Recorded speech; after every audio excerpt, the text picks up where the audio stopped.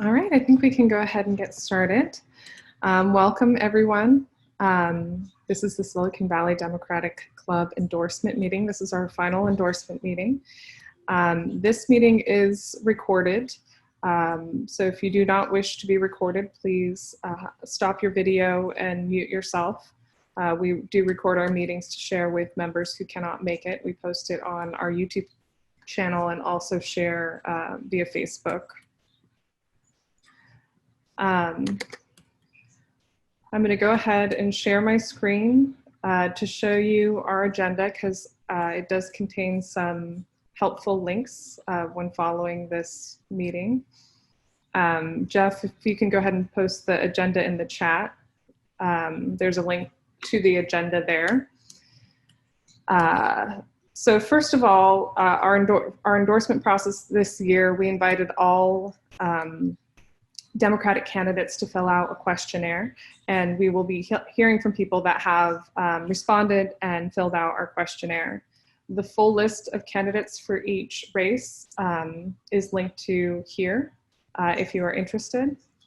And the response for each candidate's questionnaire is linked to their name. So if you follow this link, it'll take you to a spreadsheet that actually contains all of the candidate responses, and you could use the tabs at the bottom here to click through and read their responses to our questionnaire. Each candidate will have 1 minute for an opening statement, followed by 3 minutes of questions, and then we will do our vote by Zoom poll. Candidates are welcome to stay throughout the meeting. The poll will not show the results at this meeting because we do need to verify that those who voted are members in good standing. So we will follow up after the meeting with the results once we've had a chance to verify. Again, you have to be a member in good standing in order for your vote to count.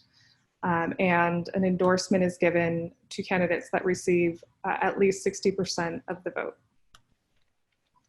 And with that, we'll go ahead and jump right in. Our first race that we will be considering is the Cupertino School District. And we have Will Llewellyn and Sylvia Leong here with us to speak. So first, I'll hand it over to Will to give the 1 minute opening statement. Sure. Thanks so much, Jenny. Sorry, Jenny, this is Vinod. Just want to add that I'll be changing my background color based on the remaining time. Right now it's green. If we have 30 seconds remaining, I'll flip to yellow. And at the time that the time is up, I'll flip it to red. So please adhere to those cues regarding the time remaining. Thank you. Thanks for the timer, Vinod. Are you ready? Well, thank you all for being here tonight. I wish we could be in a nice room sitting around chatting and smiling with one another, but this circumstance we have. When I first threw my hat in the ring 2 years ago, my son had just entered kindergarten, and Cupertino Union School District has been historically an amazing school district with a lot of academic excellence and great stuff like that. But the first thing I noticed was there's some budget woes, and they've only become worse over the last 2 years. And so it's still a big focus of mine. And that's why I really got involved in kind of this local coalition to see if we can bring a message of equitable fundraising locally to make sure all of our schools have all the things we need and really have the teachers we need to keep us here. That's an important piece. When it comes to democratic values, I've been pretty much in the party for quite a long time. My father had me running around upstate New York, knocking on doors when I was a child. With the Cuomo family. That was fun times. So yeah, I'm pretty big on democratic values. Education really is the foundation of it. So I love your endorsements tonight to keep our schools great. Thank you. All right, thank you, Will. And next we'll have Sylvia for a 1 minute opening statement. Hi, good evening, everyone. I'm Sylvia Leong. I'm currently a trustee for the Cupertino Union School District. I was appointed unanimously to the school board 2 years ago because of my long track record as a parent leader and my consistent advocacy for kids over the years. Really, I've spent years working together with other parents, teachers, and students to solve problems and build community. As the daughter of immigrants, I've seen firsthand the power of education to transform lives. So much so that I've actually been working in education myself and with students for over 20 years, and I bring that experience with me as I govern our district. In the 2 years I've been on the board, I've worked to increase communication, made decisions that kept our district financially healthy, and really just worked on advocating for our students' holistic education. But my work is not done. Our district faces a lot of challenges going forward, and we need seasoned leadership to bring us through. So hopefully you will consider me for endorsement tonight. Thank you. Thank you. So we'll now open it up to questions. If you'd like to ask a question, please do so by raising your hand. To do that, you will see the participants button at the bottom of your screen. That should open a panel on the right-hand side. And then you can click raise hand to use that feature. Kristen. Sorry, my background noise is a little bit loud. CUSD currently is discussing about closing school. Do you support defer that decision to the new board, or you think the current board should make the decision? That's for both of the candidates. Sylvia, can you please read? Sure. Yeah. So right now, with the way that the budget is going, yes, we are looking at possible school closures. Really, what we're doing with that process is keeping it a community inputted process integrated throughout. So the way it's happening right now is the proposal that our Citizens Advisory Committee is coming before the election. And so a decision to make school closures wouldn't happen regardless until after the election. So that's just the way the timeline's already set up. So nothing would happen in terms of decisions before the election. But I heard probably will still before the new board get on board. So the discussions will happen after the election, but because we don't really know what the proposal is going to be, and we don't know how many schools or even if what that kind of proposal will look like, we're not putting a timeline on that decision. So it's not really like, because it could have there's a lot of different ways it could go in terms of school closures. It could go with several phases. We've heard about different things to do with parcel tax, which might happen in the spring. So depending on what the proposal looks like, and I really want to trust the process, the democratic process with that, and let the Citizens Advisory Committee bring to us a proposal without us giving them that kind of pressure. Thank you. How about Will's thought? Yeah, nice to hear from you, former trustee Lynn. They have to make the decision. Sylvia pretty much nailed the timeline, right? So the CAC comes in on the 22nd of this month. Election day is 11/3. It's gonna be a couple sessions of going back and forth, and then turning over the hat depending on if Phyllis or Sylvia do not get reelected. Pretty sure that happens after the new year anyways. So, I mean, regardless of who's going to make the decision, they're going to have to make it soon, within the next year, really, realistically. It's been delayed a long time. So school closures are an important piece of the puzzle going forward here. But I mean, it is all community related. You know, we have to really make sure we message it out properly, and we can't have another West Valley debacle like we did 6 years ago. Thank you. Certainly.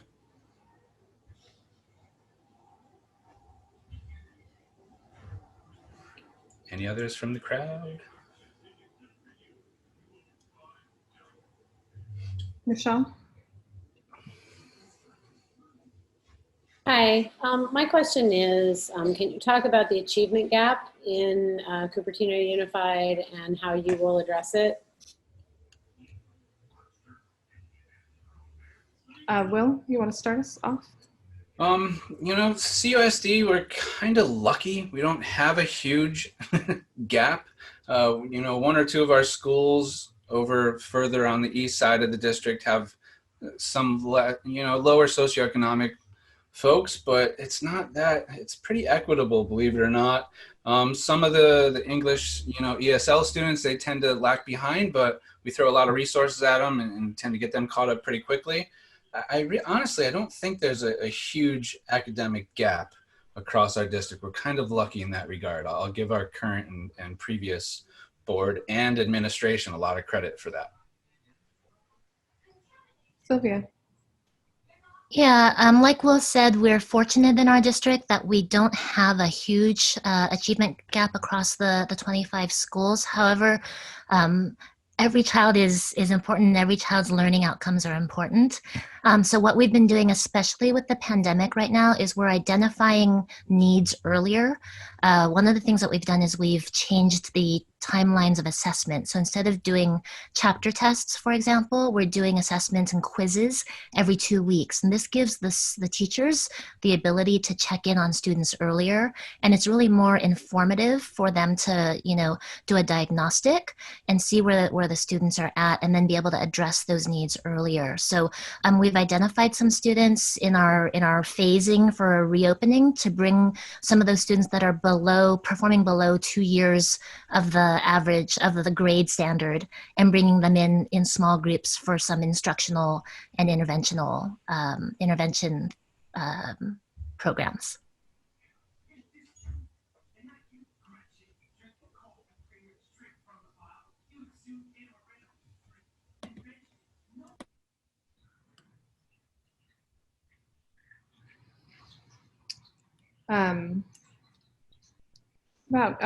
Who has endorsed your campaign up to this point?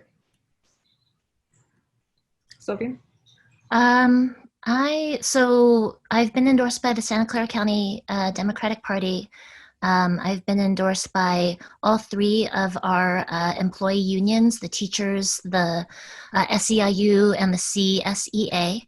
I've been endorsed by South Bay Labor, and I've been endorsed by Assemblymember Evan Lowe, Assemblymember Mark Berman, Supervisor Cindy Chavez, a number of other educational trustees, and then parents and districts, parents across the district. Thank you, Sylvia. Will? Yeah, my list is much shorter. I really haven't aggressively sought endorsements. I really went for the teachers. I didn't get that one. Phyllis and Sylvia scored it. Went for the classified and certified staff. Didn't get that one. Haven't really gone off of the electeds. You'll be one of my first ones if you're willing to throw an endorsement at me. All right, thank you, Will. Michelle, did you have a follow-up question? I did. I just wanted to point out that in 2011 anyway, there was an article in Science Watch from the American Psychological Association that discusses the poor performance of Latino students compared to other students in the Cupertino Unified School District. I was kind of surprised by the self-congratulatory tone of the commentary about this, even if Cupertino's achievement gap is lower than some other area school districts. It's not the case that it does not have one. I would encourage you to rethink that position. Okay, thank you, Michelle. And with that, I believe we're out of time. Jeff, if you want to go ahead and launch the Zoom poll. Okay, Ken, I need you to come see if your thing works. So you should see the poll automatically appear before you. We're going to leave the poll open for 1 minute to ensure everybody has a chance to vote. If you're having any technical difficulties, please either unmute yourself and let me know, or you can write in the chat.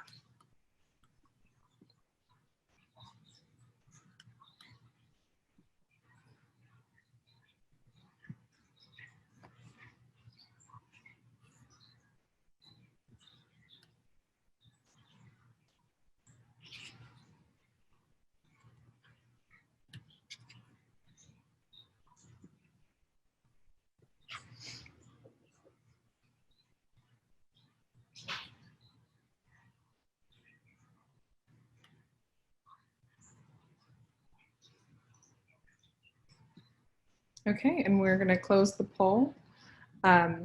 Sylvia and Will, we really appreciate you taking the time to come out and answer our questions.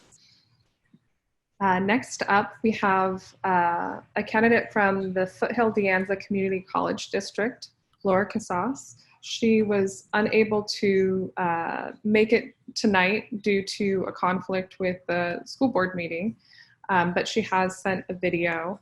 She did offer to answer questions in advance. The questions we provide in advance are the response, the questionnaire, but we will go ahead and play the video for your consideration.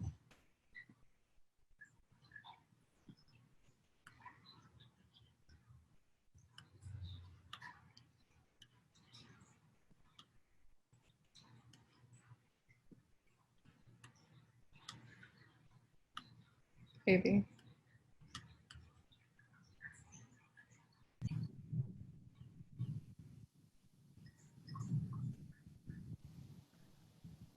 Good evening. My name is Laura Casas, and I respectfully request an endorsement from the Silicon Valley Democratic Club for my re-election campaign to the Foothill De Anza Board of Trustees. I have been a strong education advocate for the last 30 years. 15 of those years I've been on the Foothill De Anza Board. I strongly believe in the institution of community colleges. They are the great equalizer in our democracy.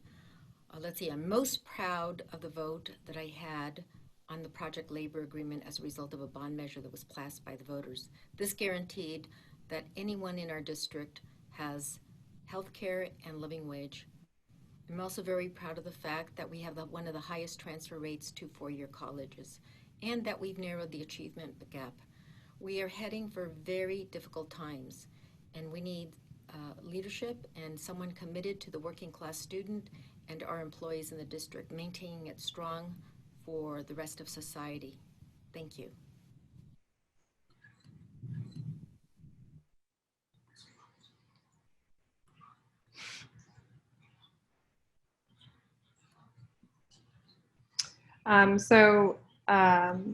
Unfortunately, she was not able to make it tonight. We can go ahead and consider her endorsement if you feel you have sufficient information based off of her video and her responses to the questionnaire. We can go ahead and launch the Zoom poll.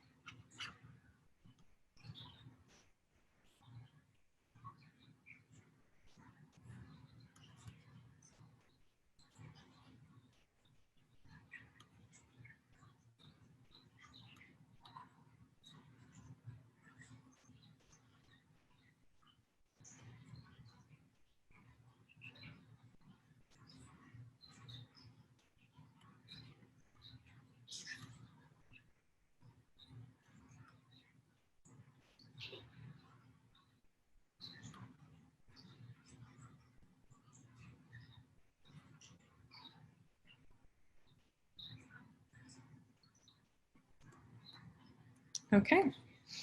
Next up, we have the Mountain View Wisman School District. We have two candidates for consideration, Laura Blakely, who is similarly unavailable but has sent in a statement, and Christopher Chiang, who is here with us. So why don't we start with Christopher? You have 1 minute for an opening statement. Hello, thank you for having me. My name is Christopher Chiang. I am a school teacher. This is my 16th year teaching, and the reason I'm running for the school board is because, well, this is actually now my classroom too. My wife's a teacher. We both, my wife and I, this experience has taught us that at this moment, there is often a disconnect between what families and children are experiencing and then policies being made. And I was on the board in 2012 to 2015, and during that time, was really interested in looking at ways to prepare students for a future beyond school where the world requires them to always be lifelong learners. And I was really proud of the work we did at the time to promote progressive reforms like project-based learning and SEL. And I'm running again this time because at this moment in this crisis, I think SEL and project-based learning are more critical than ever. and I'd like to resume that work. I just want to take a moment to, I strongly suggest people read the statement by Trustee Blakely. Tonight is the board is meeting to discuss reopening, and I know she would really want to be here, but in this pandemic, they are dealing some really big issues this evening, so it's to no fault that she's not here to be with you. And I look forward to answering your questions. Thank you.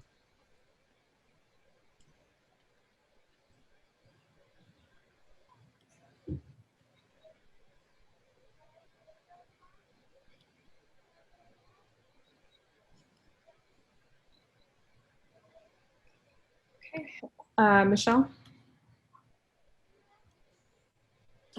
Hey, Chris. So a couple of years ago, you abruptly resigned from the school board after winning an election because you said, I think, and you can correct me if I'm misremembering this, that you just basically could not deal with one of your fellow board members who had some very problematic behaviors, and you said you were resigning in order to, I think you said, to recall him or to work for his removal from the office. And I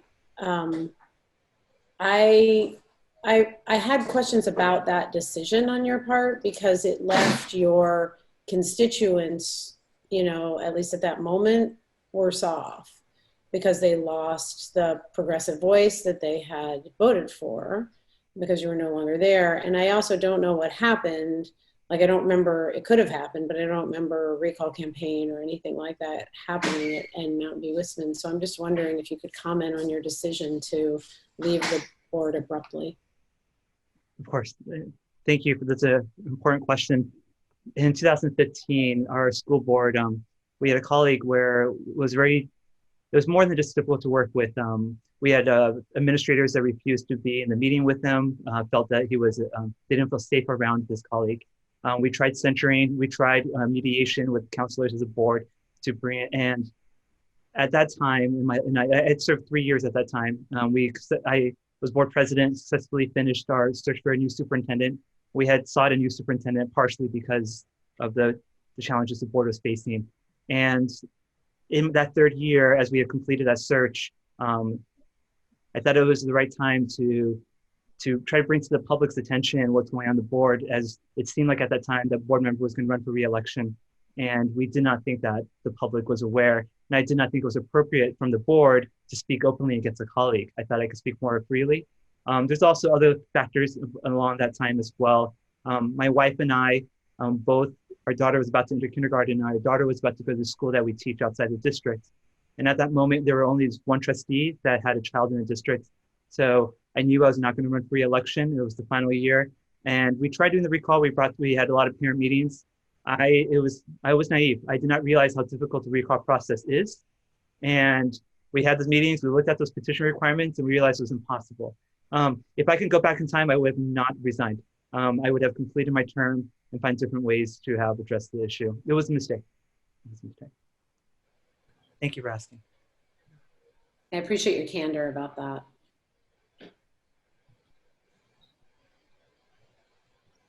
And yes, recalls are hard.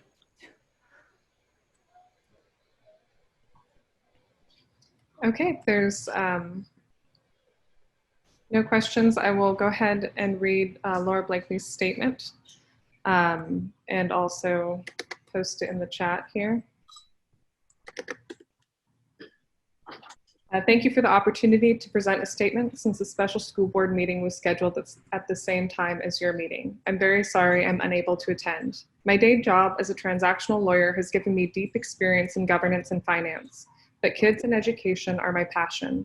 After over 15 years of volunteering in various leadership capacities on site councils, PTAs, education foundations, bond and parcel tax campaigns, and advocacy efforts to share shoreline tax revenue with our public schools while my sons attended them, I decided to run for election in 2016 to help restore professionalism, collaboration, and respect on what was at the time a dysfunctional board. I now am the only incumbent running for re-election and the only candidate with 4 years of experience on a highly functioning school board. I stuck around and did not resign from my position when things got difficult, but instead worked hard to instill respect in the community and among my fellow board members, to build consensus around themes we could agree on and bring the board together to help the district achieve its goals. The district has accomplished a lot during my term. The vast majority of the projects built with Measure G bond funds approved in 2012 were built and completed during my 4-year term that began in 2016. While the prior board was in office, there was little agreement on what projects to tackle, on what improvements were needed. Numerous costly change orders were approved, construction was delayed, and costs soared. During my term, we built 3 new schools and modernized every campus. Student achievement has climbed by 10% district-wide. We've implemented programs that build in regular time for differentiated instruction for all students. We've expanded our award-winning preschool program so more kids can enter kindergarten ready to learn. Our annual teacher retention rate has increased from 50 to 75%, and we've increased salaries by 23% under a balanced budget with healthy reserves. We partnered with the city and a developer to forge an agreement to build 144 units of affordable housing for teachers and staff. My proven track record will help ensure continuity and improve the district's ability to stay on track to move forward with our strategic plan. In addition, plans for a huge new residential development in Mountain View are moving forward, which are projected to cause the MVWSD student population to increase by 50%. We need to plan now to identify funds and land to build schools for the students who will live in these developments. As the only incumbent, I'm deeply familiar with the plans and options that are available to the schools and have the experience and strong community relationships to oversee and guide this process. I've lived in Mountain View for almost 3 decades, and in that time have built strong and deep relationships across our community and among our elected officials. I can help forge the partnerships that will be necessary to achieve our goals of laying the groundwork and identifying resources to build the new schools to serve the future development. Our kids and community need me to stay involved. I hope you will support my candidacy. Procedural question, if I may ask. Since some comments were directed about the previous board that I served, is there any procedures to be able to make a brief reply to her comments? Yeah, you can have 30 seconds. Just wanted to speak to, and then I was asking about the construction for Measure G in the previous board. A previous board, while had difficulty working with each other, did prioritize a community process. We created community committees, which made things last longer. And as a result of those, we did a lot of good work. We prioritized building performing arts spaces and deprioritized building an administrative building. We canceled our food contract with Sodexo and built fresh kitchens and hired the first district chef to build fresh food, which has been the foundation to our food response program and with COVID-19. So the process did take slower with the other board, but there was a priority on community engagement, and that was the reason for that. Thank you.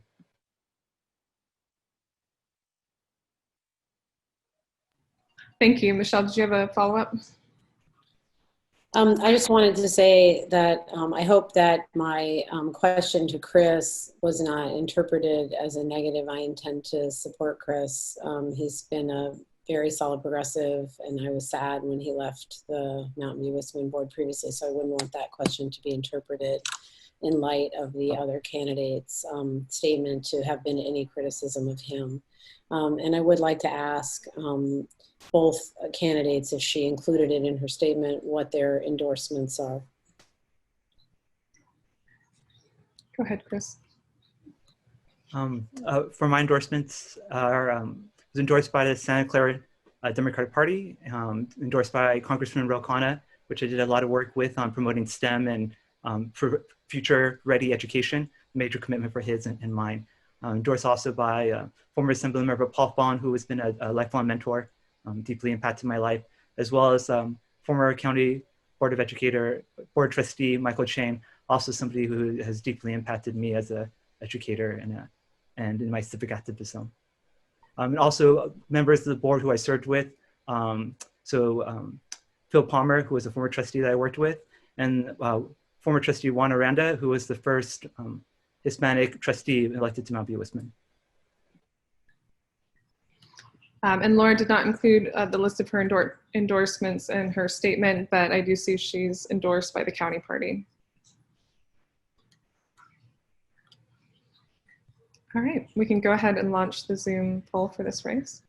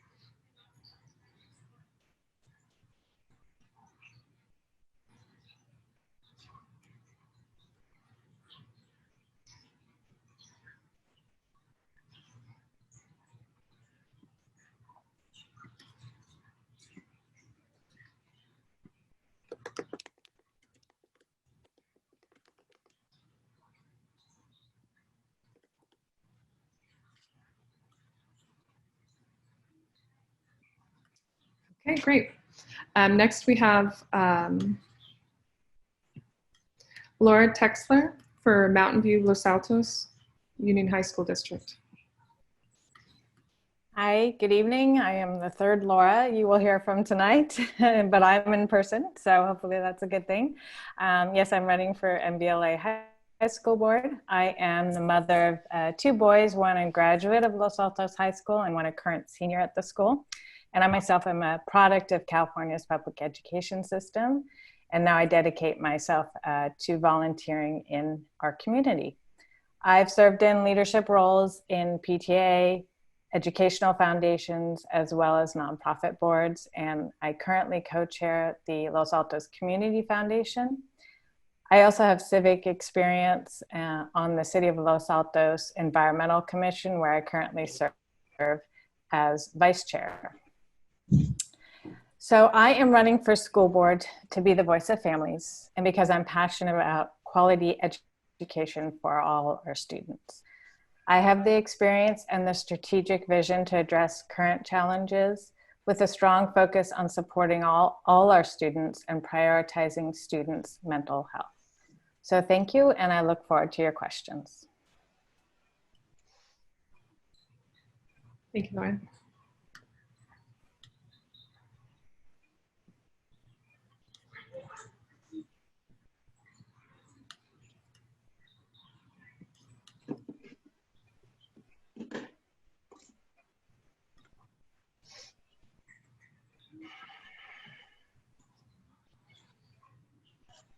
So Laura, who has endorsed your campaign?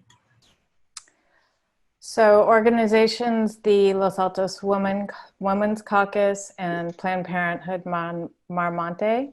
I've been endorsed by several current and former Los Altos School District trustees, as well as a Mountain View Wisman trustee, as well as several former mayors and current mayor of Los Altos and former mayors of Mountain View, and other community members and Joe Simini, Supervisor Joe Simini.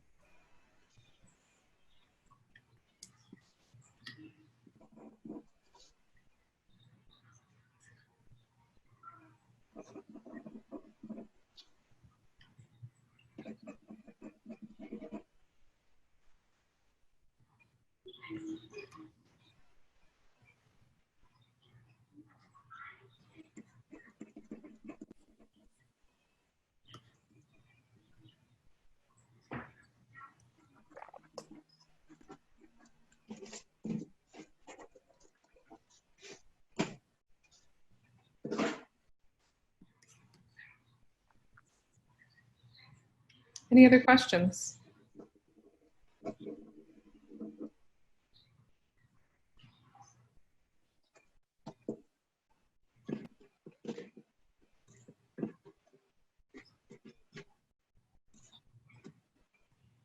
Okay, if there's no other questions, we can go ahead and launch the Zoom poll.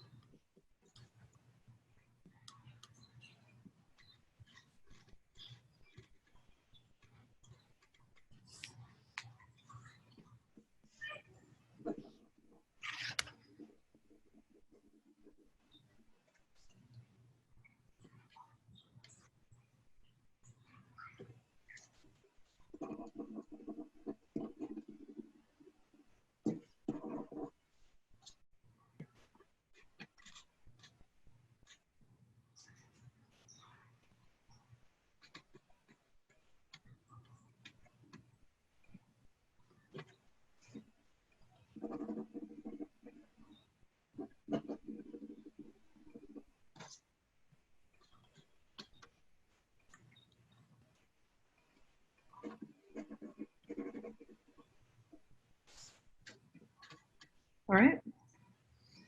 Thank you, Vinod. I love your keeping time with the poll. It's awesome. Thank you. Next, we have the Palo Alto Unified School District race with Katie Cossey, Jesse Fletcher Vladimiric, and Matthew Nagley. So we'll go ahead and start with Katie. for your 1-minute opening statement. Thank you. Thank you. Hello, fellow Democrats. My name is Katie Causey, and I'm running for Palo Alto School Board. When I wrote my ballot statement, I tried to count all the hours of volunteer work I've done in this community, and I couldn't keep track. Since I was a teenager, I've spent my time assisting families, volunteering at community organizations, and in the last years, fundraising for nonprofits supporting youth. Through all this, for over a year, I have watched or attended every single board meeting and looked forward to every one, because I am a PAUSD graduate and our district knows how to create the type of ambitious, civic-minded leaders who watch board meetings for fun. As a proud graduate of Ohlone, JLS, and Pali, I know firsthand the values we instill in our students. PAUSD likes to be an incubator for firsts. There's several firsts in my campaign. I'm the first young woman to run for this seat. I'm the first member of the LGBT+ community to run for this seat. My name is Katie Causey and I'm running for Palo Alto School Board. I humbly ask for your endorsement. All right, thank you, Katie. Next, Jess.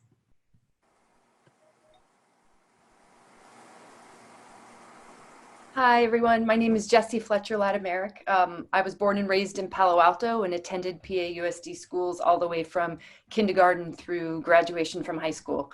From Pali, I went on to Yale and then to Berkeley Law. I'm a former public agency attorney and now CFO and general manager of a remodeling company that I own with my husband. We have 4 kids at the district, 2nd, 3rd, 5th, and 8th grades. And I'm running for school board because now more than ever, I believe to be effective, a board must be informed by the lived experiences of the students it serves. As a parent of 4 of these students, I am deeply connected to the current PAUSD community. COVID-19 poses such difficult challenges for all of us. We are all anxious and scared and craving certainty where there is none. My immediate concern is keeping our kids engaged academically and nurtured emotionally. They are all, even the oldest and most self-sufficient of them, still children, and we can't lose sight of that. They need us to come together and do the work necessary to bring them through to the other side of this pandemic, thriving and excited about life and learning. That's why I'm running, to do this work. So I would be so honored to receive your endorsement. Thank you, Jessie. Matthew? Thank you for hosting us tonight. My name is Matthew Nagel. I've been a school principal for 16 years, including 10 of them in Santa Clara County and 3 years in Palo Alto. My wife, Ms. Peñalosa, has taught Spanish immersion in Campbell as well as Palo Alto for 20 years, and my 2 kids have attended the public schools here also. One of my urgent issues is reopening the schools when they are safe enough for my wife, all teachers, and all staff.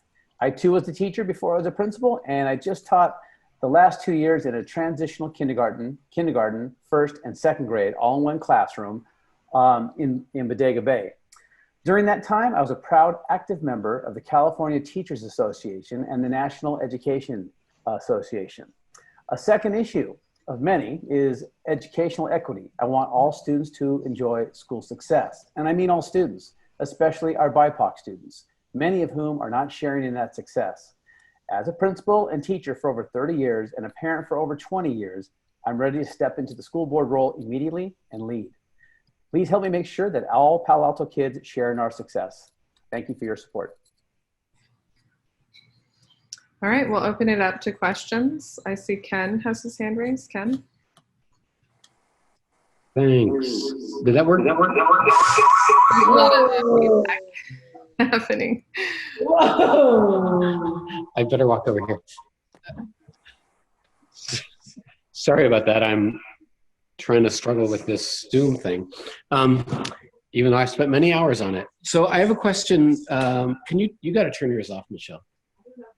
Turn off your sound or something. Okay. Sorry about that. We have too many mics in the same place. As you know, the school board voted last week to reopen school beginning with elementary school for students to come to campus on a hybrid schedule with a phased approach, and then to ending with the reintroduction of secondary students to campus in January. How would you have voted for that on that proposal last week? And if you supported it, why? And if you opposed it, what would you have done differently? Okay, we'll start with Matthew. Good question. Good to see you, Ken and Michelle. I would have voted no. Most people know that. It's in the local paper because the plan wasn't ready. I know that Mountain View Wistman is thinking about not having school until January based on 46% of the teachers not on board. In Palo Alto, that number's jumped to 90%. We've lost our teacher support. Teachers don't want to come back right now. That doesn't make for a high quality education, especially when we're only sending kids back for 2 days a week, and then we expect asynchronous learning for our young ones 2 other days. So I would have voted no. I would have, as an administrator for 20 years, I would have put the boxes of PPE, the most basic supply that our staff needs, in their rooms up to 2 months before today. And that way when they come back, it would be just like their textbooks as a principal. You can't have them in the NP room. They've got to be in the teacher's room. Teachers need time to go through them, to organize them. It creates confidence. It creates calm. And so it wasn't a horrible plan that was voted yes on. I would have voted no. But I would have had my ducks in order and would have had a little more transparent communication, especially with the teachers. That was a big loss. And now a lot of parents have agreed with them. So I would have done things a little bit differently.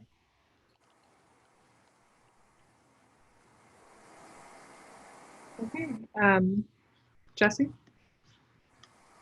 I would have voted to reopen. And my reason is because PAUSD exists to educate kids. And there were there were many kids that were fine in distance learning, but there are thousands that are not. And these students cut across all income brackets and all abilities and all racial demographics. It's heartbreaking to me that so many teachers are afraid to go to work. No one should be afraid to go to work. I'm sure that the childcare providers that are currently at our school sites supporting our PAUSD kids in distance learning are afraid to be at work. I own a remodeling company. Half of my employees are painters and carpenters. I know they're afraid to work because I had to make the decision to send them back. But we have developed a safety plan that has kept them safe, and they're glad to be working because the option was to be laid off. There is clearly a disconnect right now about safety protocols between the district and the teachers, and we need to rebuild those bridges and we need to build trust again. I'm very grateful that the board directed staff to create a checklist for each site and to report back to the board and make sure that those checklists were complete with all the safety protocols that were to be on each site. I'm glad there's a ticketing system that's being put in place so people can report safety violations, things that aren't working, and that there's going to be community accountability for that. But our kids need to be in school. Okay, Katie. Thank you. I would have voted no the other night. I know a tremendous amount of work went into our reopening plan, but if our educators don't feel safe on campus, they can't be expected to create a safe, productive learning environment for our students. I really worry about the logistics of enforcing this safety plan, the current safety plan, particularly during a flu season. I went to school when I was sick a lot, and a lot of Pali teachers I know are nervous because even when we did drop-offs of textbooks and swag the other day, principals weren't able to enforce distancing. I don't take lightly that I'm the only candidate endorsed by the Palo Alto Educators Association. If elected, I'll take office in December, and I want to focus on building trust, addressing immediate needs, and trying unconventional and innovative approaches to learning. So for me, immediate needs are communication, meeting with teachers to amplify their ideas and build trust. So I really want to support them. They're the ones on the ground. Thank you, Katie. Ken, did you have a follow-up question?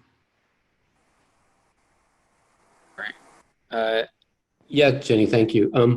I'd just like to push a little bit. For those candidates who voted no, and obviously I voted yes because the vote was unanimous.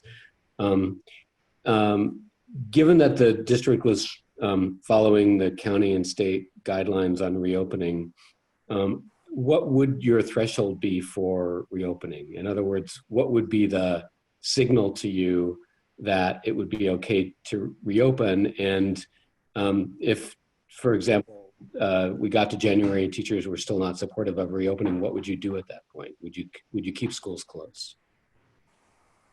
Katie? Certainly. So there's three things I'm looking for in terms of reopening. I'm looking for consensus, communication, and consistency. Communication, that we establish clear lines of communication. Since we've had, likely with a communications officer or with directed staff to handle communication, as we've had a huge influx of staff comments, community member questions, consensus from our educators and those impacted who could be directly impacted by the virus, that they don't feel their safety is at risk. And consistency, I'm worried that as guidelines have changed, as the virus has spiked or we've learned new information, I want to make sure that the guidelines in terms of the virus have been consistent for some time. And if the majority of our educators didn't feel safe returning next semester, I would oppose a reopening plan. Matthew. Well, my whole goal and work as a board member would be to ensure that we wouldn't get to that point where our educators were afraid to come back in January. My wife is a teacher right now. She still doesn't have her PPE. Now she's fourth grade. She's not scheduled to come back for a few more weeks, but that PPE should not be in the warehouse. It should be out in the open in their classroom, because these are professionals and they can handle it. But that goes a long way to rebuilding the trust. Whereas the board members at the board meeting last week and 2 weeks before were assuring us with promises and gonna happen, should have happened. These things should have been done a couple months ago. So I do like Katie's alliteration with the C words. We do need good communication. We do need consistency. It's very well done. I want to steal that for the next one. But really, we've got to get teachers on board as leaders. As leaders, we need to set the example. And so we need everything. We need to find those specific concerns of the teachers and deliver on those concerns right now, not in December, not in January, right now. And then we can say, we're ready to go. The county says we're ready. We're going to pull the trigger. And then I would vote yes. Okay, thank you. All right, and that brings us to time. So we'll go ahead and launch our Zoom poll.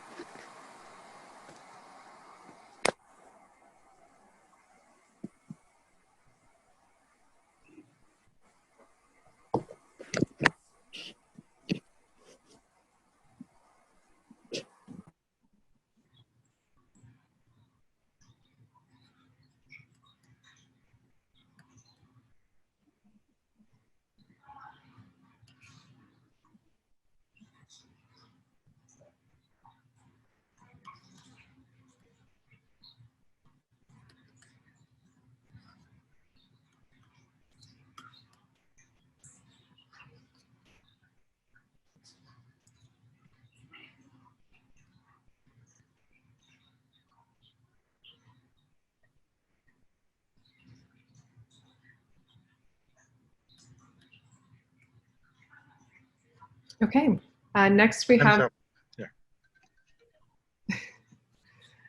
All right, so next we have the Eastside Union High School District, two candidates, Patty Cortese and Brian Doe. Patty, you want to get us started?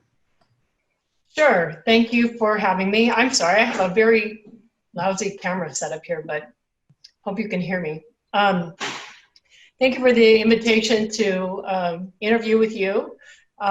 I have been on the school board for Eastside Union High School District for the last 5.5 years. I was originally appointed when Magdalena Carrasco got elected to the San Jose City Council. I decided to apply for the appointment and subsequently run for election in 2016 because I've been working in youth mentoring programs for 20 years in the district, and I saw the unintended consequences of the way we were handling our discipline and thought we could be more restorative and less punitive in our approach and do more creative things than to suspend and expel kids. When I got on the board, one of the first questions I asked was, how do I know everything that I'm voting on? How do I know the impact on kids? And so I was able to put together a task force of about 24 students from across the district. We called ourselves the Student Voice Task Force. And together we created something that's now called the Student Governing Board, which is a district-wide governing board of students. It's like a student trustee group, board of trustees, and they meet with our board every single month, and the chair of their board sits on our board and votes on every issue that I vote on and participates in all of our conversations. And that work to me is so important. You know, having our students participate in our democracy that way. And I want to keep that going. So that's why I'm running for re-election. Welcome your support. Thank you. Thank you, Patty. Brian? Hi, Jenny. And hello, everyone. My name is Brian Dill. First, I want to thank everyone for the opportunity to allow me to be interviewed by your organizations. And a little bit about myself. I'm a product of Eastside. I graduated from Eastside. In fact, my entire time from elementary, since after I escaped out of Vietnam, being an immigrant in America, I've been on the East Side. I've attended public school at the East Side, and I graduated Independent High School in 1991. My father, after we came to America, he got his GED again, and he studied, and he's also taught at East Side. So both my parents were school teachers, and I am now running for East Side, hoping, because I'm deeply connected to this. I have lived here. I have 3 small children, 9, 5, and 3, that I'm hoping that someday they will be able to attend at East Side. Okay, thank you, Brian. And I have received a question in the chat. Do you support a total moratorium on new charter schools? Is that a question for me or for Patty? Sorry. Brian, why don't you start? It's for both of you. I think the resolution AB 1505 and 1507 give the board member much more authority to determine whether the charter school would meet the requirements much more than before. I think that we have many charter schools, and I want to make sure that unless the charter school can meet the need and interest of the community and of the school districts and the students, that is not currently being provided by the East Side, before I would approve for an additional charter. Thank you, Brian. Patty? Yeah, so we have a couple of charters that do serve a particular need of our students, but we have enough in Eastside.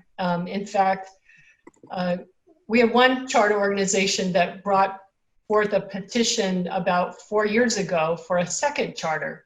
And this was before AB 1505. And in the same meeting that they brought forward this petition, we were also talking about massive layoffs to our staff.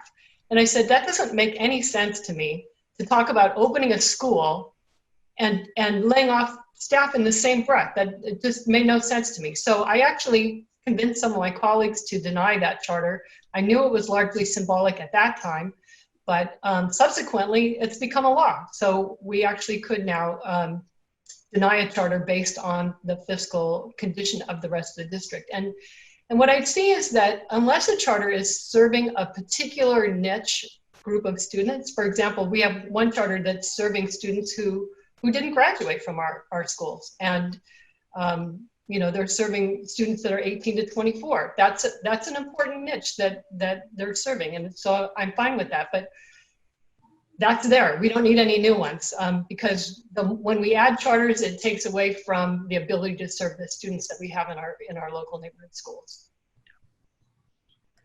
Thank you, Patty. And another question from the chat. And also, if you had trouble using the chat before, that should be resolved now. But a follow-up question, are you endorsed by your teachers union? And Patty? Yes, I am actually endorsed by, we have 2 teachers unions. We have the Eastside Teachers Association and the AFT, American Federation of Teachers. There are adult ed teachers, and both have endorsed me, and I've had a great working relationship with them the last 5.5 years. Brian? Yes, I'm also endorsed by the ESTA, Eastside Teacher Associations.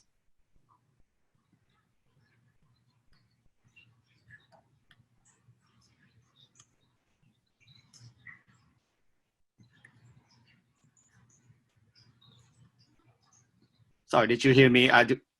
Yes, we did hear you. Yeah, sorry. a long pause. I'm just leaving it open to see if there's any other questions. By the way, I do want to add, if I may, I absolutely agree with Patty on the earlier regarding the charter school. I cite the AB 1505, 1507, because that's the current law, but I share the same views. The charter school fit a niche. I'm not comfortable about adding on additional charter school. Okay, thank you, Brian. So that brings us to time, so we can go ahead and launch the Zoom poll.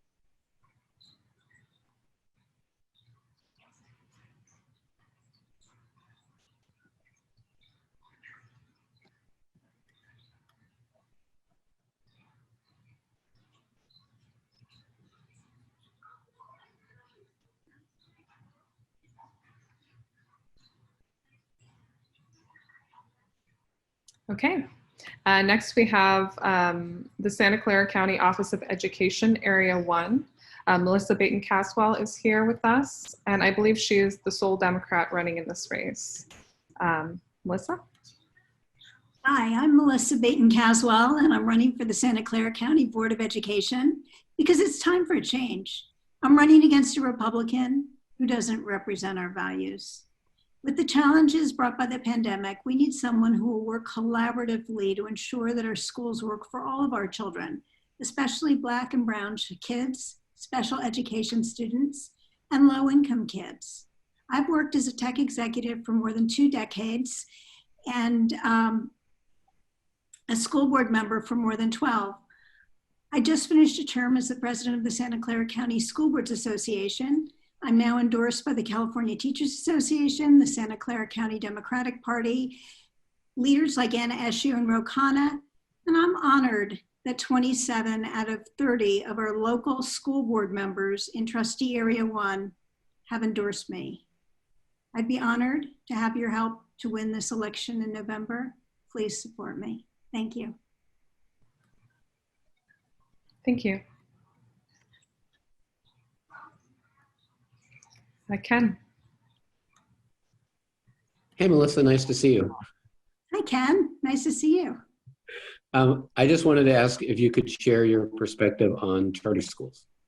Yes. Well, I mean, similar to Patty, I feel like each charter school needs to be looked at individually, but we have a lot in this county. We have more than most other counties. And I think that you need to look at this as whether it's going to improve the education for a community as a whole. And so if you're looking at an application that doesn't improve education as a whole, that's not filling a niche, I think there's a serious concern that you may be taking resources away from the local public schools, which we certainly don't want to be reducing resources for. I do think that where we have county office approved charter schools, it's the county office's responsibility to oversee them and make sure they're held accountable to the agreements that were made. Over time, that hasn't necessarily been the case. If I'm on the county board, that will definitely be the case. Great, thanks. And another question from the chat, would you please, would you support a total moratorium on new charter schools? Yes or no? I don't think that's the right way to do legislation or to do oversight.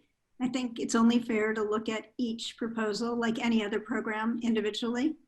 On the other hand, I think it's completely inappropriate to be a rubber stamp for charter schools. And I think that that has been the case for some of the board members over time.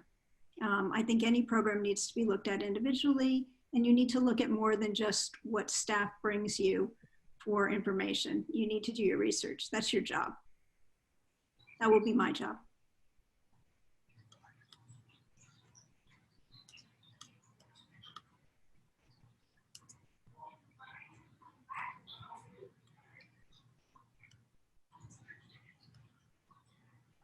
Any additional questions?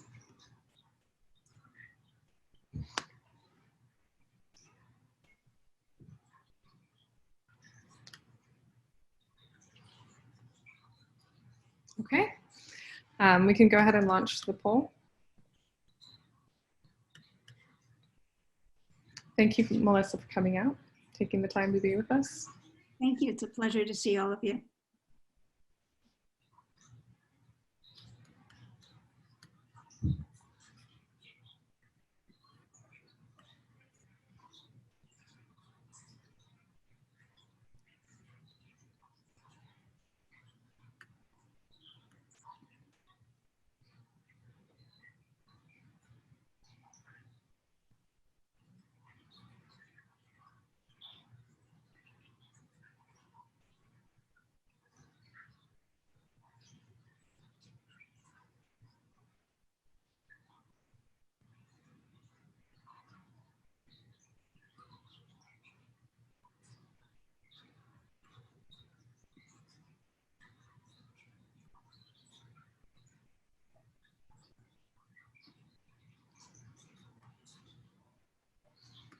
Okay, next we have Victoria Chan for the Santa Clara County Board of Education, Area 5.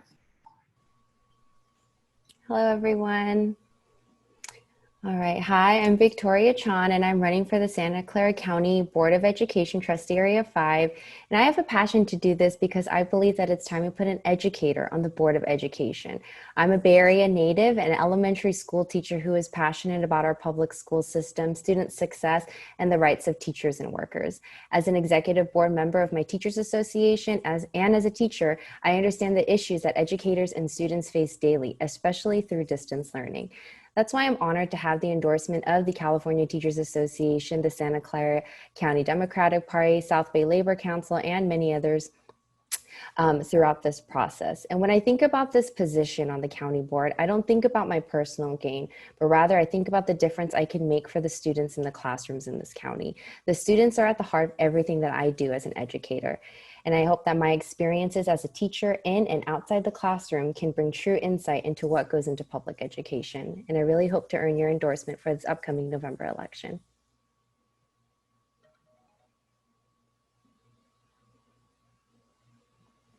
Thank you.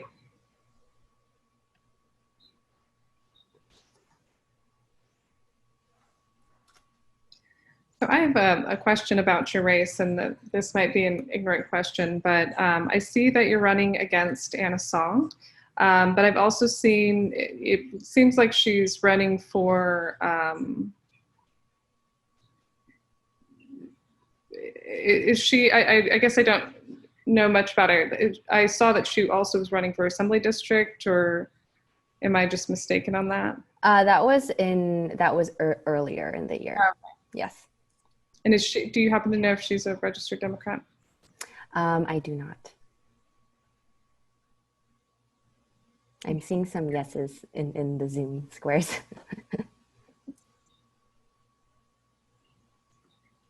Who has endorsed your campaign?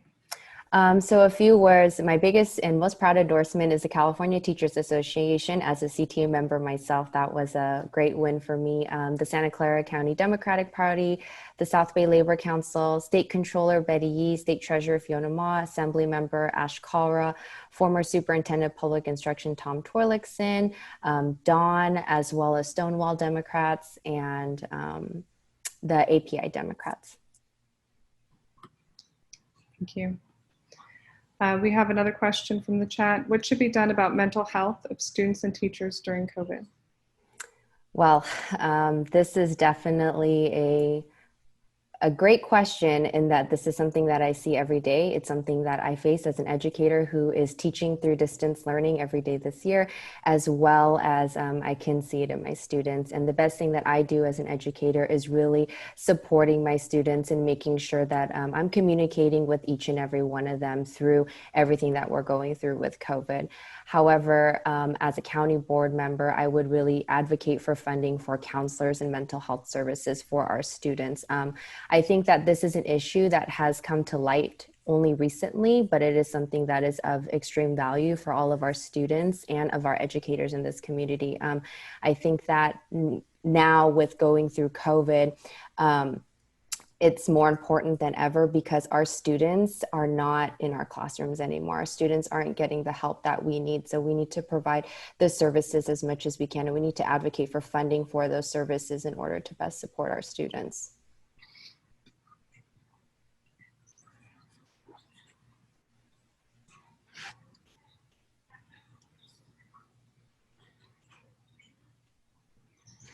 All right, we have 30 more seconds.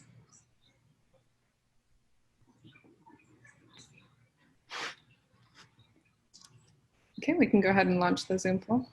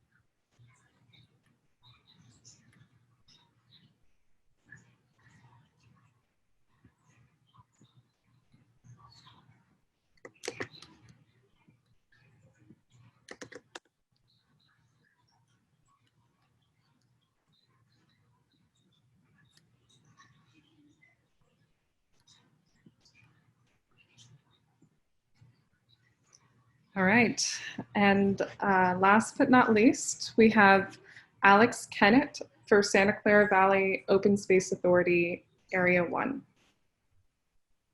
Hi, everybody. I'm Alex Kenneth. I'm running for re-election for my 6th term for the Open Space Authority of Santa Clara Valley. If you don't know what that is, we're like mid-pen, only for the rest of the county. My district covers pretty much the same as Mike Wasserman, Supervisor District 1 area, with a few zigs and zags in the east and the west. I've been in this position. When I first joined, we had 5,000 acres under our jurisdiction. We just went over 30,000 acres. My opponent is the founder of the Tea Party in Santa Clara County.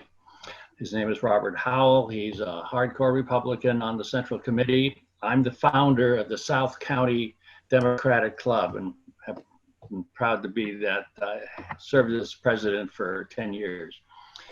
I am looking forward to increasing the efficiency of the Open Space Authority, and I'm proud to have voted to, when this pandemic started, we're the only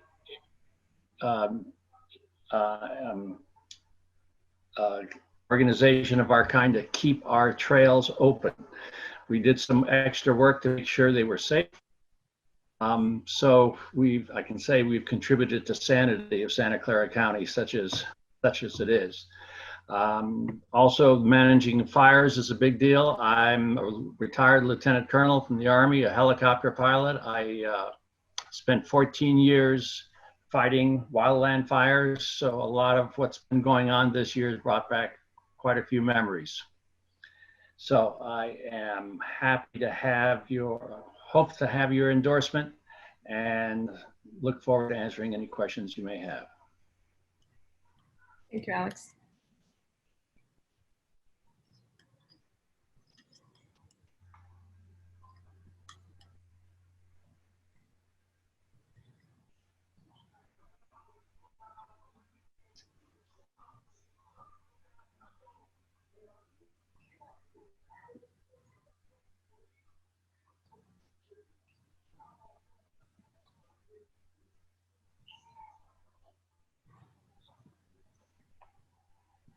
Any questions?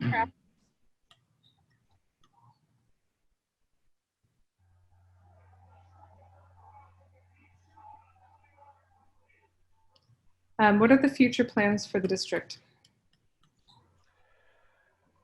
We're becoming less of an acquisition district and more of a maintenance district, because going from 5,000 to 30,000 acres takes a lot of maintenance. So we only buy from willing sellers, and if things come available, then we will purchase those properties, but we need to maintain an open recreation and more types of recreation than we have. We have cyclists, mountain bikers, we have hikers, we have equestrians, and we need to open those trails, open those for more people to enjoy.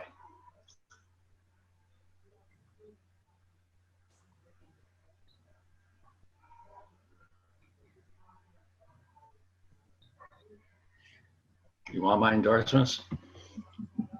Yeah, go for it. Okay. Well, besides Patty's husband, I've got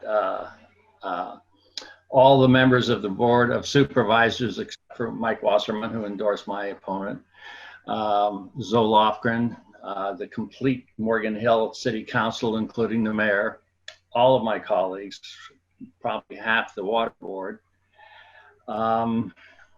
and a few associations, including the Santa Clara County Association of Realtors. I'm a commercial realtor by trade. And so my manager, my campaign manager, is Cindy Chavez's husband, Mike Potter. Michelle, did you have a question? No, that was an accident. Okay, we can go ahead and launch the Zoom poll. Thank you, Alex. Thank you.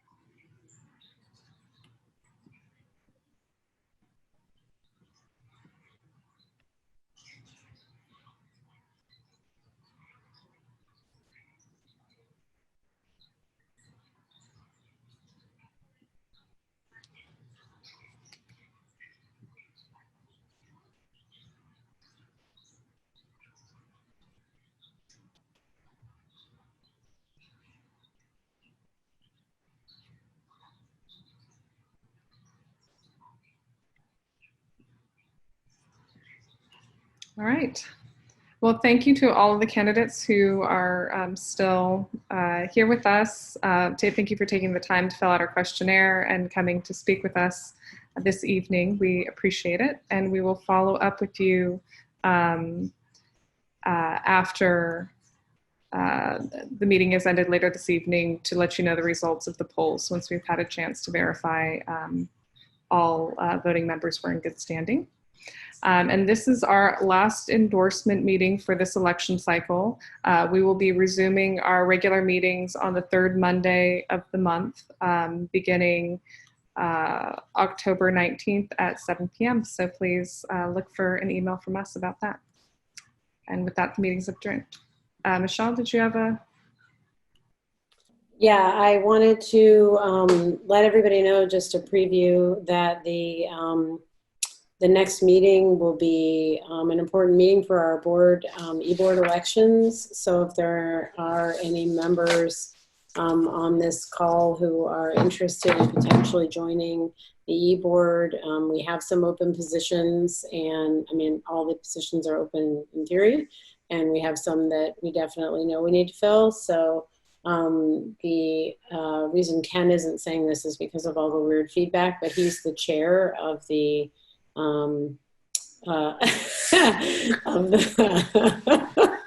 of the Executive Board Search Committee, and so you can direct your interest to him or to any member of the executive board, and it will get to the right place. And there'll be an email going out with the details about elections soon, I think tonight. Great, thank you.